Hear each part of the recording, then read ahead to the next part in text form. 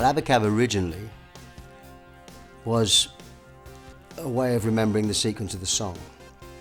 A was the verse, B was the chorus, A was the verse, C was the bridge. So you went verse, chorus, bridge, verse, chorus. But we didn't do the song like that in the end. But our way of remembering it was just, you remember, it goes A, B, A, C, A, B, all right? The way we did it in the end was unpronounceable. But the name stuck. It just sort of felt quite good. And then when we were thinking about titling the album and the song, really, particularly the album, we wanted to get across this more abstract nature of it. We felt this was the most unromantic thing we'd done, whereas Wind and Wuthering was only 3 albums before it had been so romantic. This was much less romantic. A lot of the album's tracks were very stark and much more kind of, had a much more straightforward approach, I suppose. And we wanted to get that across with the cover, so we went with a totally abstract design on the cover that's not definable. It's just looks, it's just got nice sort of shapes and colours. And gave the title, which Abacab, which means nothing at all, really, as a title. So the thing was like an abstract painting, is why I saw it, really.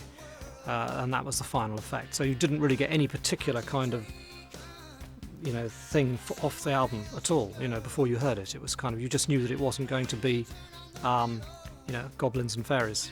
I can't imagine us playing the same kind of stuff and music and sound that we did back in the early 70s. And not changing, because I think, to be honest, the journey's been interesting as a writer and as a recorder of music, and I think if you stayed in the same place, I'd have been bored stiff years ago. I think you've got to move all the time. I think.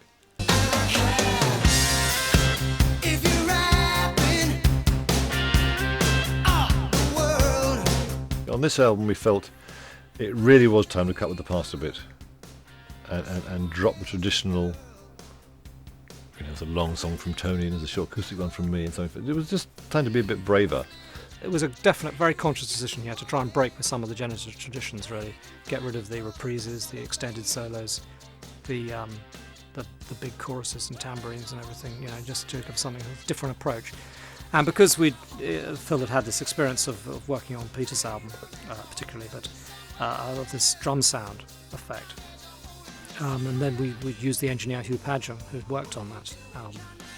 And a lot of the size of the tracks are created by the drums rather than by keyboards. We'd always done it with keyboards. The big keyboard pad came in on the chorus and something was wide and everything. But the drums themselves, just by bringing up the ambient sound of the kit, just gave it such a big size. Very exciting effect, I think. I really liked it. We started to scale down a little bit. Keyboard arrangements, we started to scale down. Do we really need that overdub? Do we really need the sound to be that thick, I mean, everybody used to be a bit tunnel vision, this is my sound, I like it, and I'm going to use it, And we were now getting a bit better in the studio, a bit more used to sort of what we want it to sound like, and also trying to reinvent ourselves, because punk had left some mark, and, we realised that, we didn't want to be kind of, although we still were and still are, but we didn't really want to be thought of as being that, stuck in that thing. And actually, when we played this Abacab album live, I remember in Holland, in this particular place called Leiden in Holland, we were booed every time we played an Abacab track. They booed us. They didn't like the scaled down thing at all.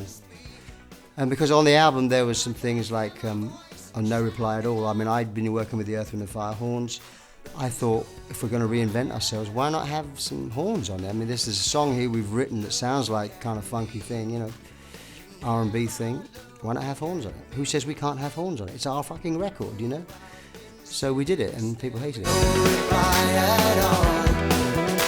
There's no reply at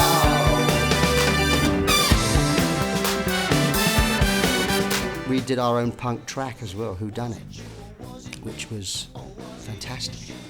I mean, it was just, Tony Banks had this keyboard, I don't know, I mean, it was like he was just fiddling around with it. He had and he was just trying to get this different sound, and it was all in rhythm for some reason, and sort of I started playing, and that was it. It was the most horrible sound that we really liked.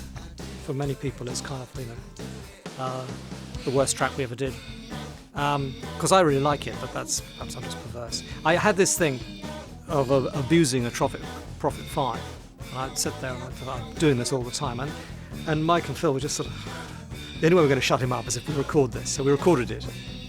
And Phil put on this very simple, but very slappy sort of drum on it. And then he wrote a lyric for it, which was like, which kind of was as irritating as the song itself. Was it you or was it me? Or was it he or she? And then we did it live, it was fantastic. People used to put goggles on with snorkels and stuff. It was a kind of surreal moment. You mentioned it around here sometimes, sort of, some of the roadies and things, not too done it.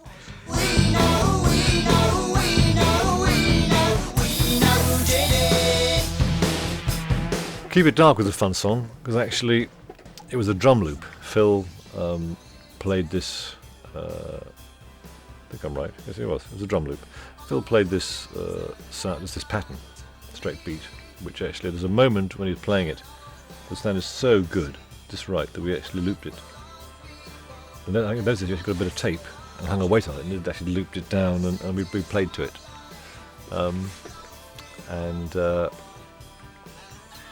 It had a great sort of heavy sound, and I think the song always kind of worked that way.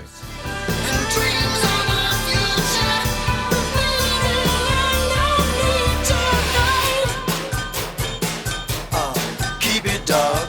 We wanted to try to keep that kind of the inhuman aspect of it. I think is what we liked about it. It becomes something inhuman and relentless. And when a thing repeats absolutely like that, it becomes almost subliminal. So you're paying too much attention to it. And then Mike had this. He was playing this riff, which kind of like goes very much against the rhythms as the two things are kind of quite strangely positioned. If you hear it, sometimes you hear it and think, God, it's all out of time. And then the chorus comes in and all the chords are sort of anticipated and things, and the resultant effect is kind of strange. That it's all doing this a bit.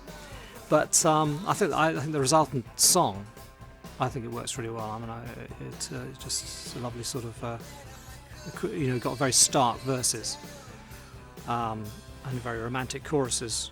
And I kind of wrote a lyric that kind of did that. So the idea was this character had to pretend that he'd just been robbed by people, and that's why he disappeared for a few weeks. And in fact, what had happened, he'd been taken up in a spaceship and gone to this fantastic world where everything was wonderful and beautiful and everything. But he couldn't tell anybody that because no one would believe him. So I thought it was quite a nice idea.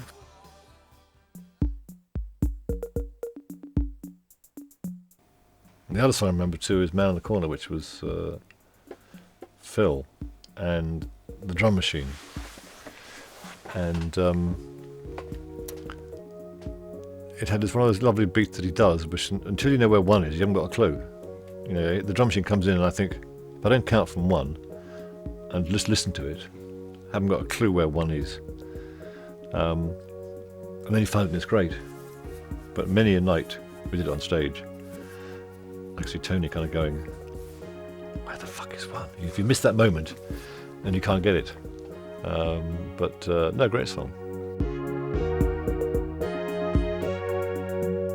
See the lonely man there on the corner.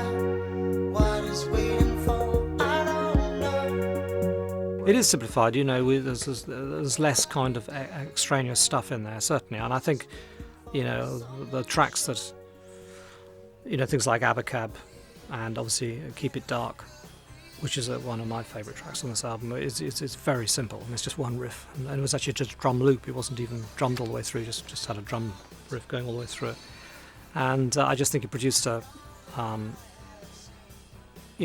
has a very distinctive quality about it. I think what it did for us was it took us, having gone in a certain direction a certain way, we then went quite a long way a different direction, and then perhaps after that we kind of brought a bit of that, came back a bit, but brought a bit of that in with us from then on, and I think it was an important move, really. So this album, in fact, was the last album we credit anything to individuals, and we each put one track of our own on there, and everything else was group written, and it was very much group written. It was the way it emerged out of just jamming and improvising, and these ideas would evolve. The funny thing was, at the same time, Peter was changing. Actually, had changed probably before us. This change was coming. I mean, that's why I think often the hardcore fans don't see it. But this transition from where we were when the album before Phil started singing The Lamb was the start of an end of a sort of era, and then the new phase was coming, really, I think, actually. Inevitable for us to survive, I think, actually.